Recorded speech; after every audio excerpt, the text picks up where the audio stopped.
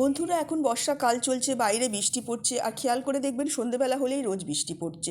সে সময় কিছু একটু চটপটা খেতে ইচ্ছে করে, অথচ বাড়ির বাইরেও বেরোনো যায় না। তো বাড়িতেই বানিয়ে ফেলুন ফিশ বাটার ফ্রাই। আপনারা তো ভেটকি মাছের বাটার ফ্রাই খেয়েইছেন, এবার লোটে মাছের বাটার ফ্রাই একবার খেয়ে দেখুন বন্ধুরা। প্রথমে মাছগুলো নিয়ে আমি ছুরি দিয়ে চিড়ে মধ্যিখানে যে কাঁটাটা থাকে আমি বার করে নিয়ে ফেলে দিলাম, দিয়ে মাছটা ভালো করে ধুয়ে নিয়েছি। অন্যদিকে একটা পেঁয়াজ, আদা, 1 ইঞ্চির মতো রসুন, 8 থেকে 10 কোয়া লঙ্কা নিয়েছি দুটো, একটু পুদিনা পাতা, ধনে পাতা কিছুটা মিক্সিতে দিয়ে একটা পিষে নিয়েছি।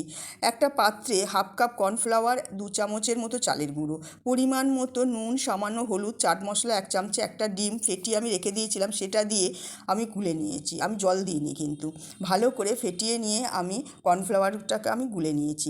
এবার একটা গন্ধ লেবু উপরের যে সবুজ অংশটা থাকে সেটা আমি পেঁয়াজ করে সেটা দিয়ে কুড়ে নিয়েছি।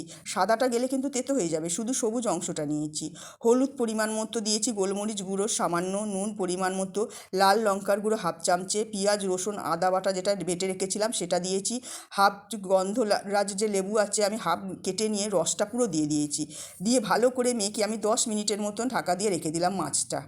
এবার ব্যাটার গুলেছিলাম সেটা ডিম দিয়ে গুলে রেখেছিলাম, ওর মধ্যে 1 চামচে বেকিং পাউডার, সামান্য বেকিং সোডা দিয়েছি, ভালো করে মিশিয়ে নিলাম। 1 চামচে বাটার দিয়েছি, ভালো করে গুলে নিলাম। এবারে 10 মিনিট পর মাছ দিয়ে দেখলাম ঢাকাটা খুলে জল বের হয়েছে। ম্যারিনেট করতে রেখেছিলাম ওটার থেকে জল বেরিয়েছে, সেটা পুরো একদম ফেলে দিলাম। এবার কড়াই সাদা তেল দিয়ে গরম করলাম। মাছগুলি একটা একটা করে ব্যাটারে ডুবিয়ে তেলে কম আঁচে ফ্রাই করে নিয়েছি।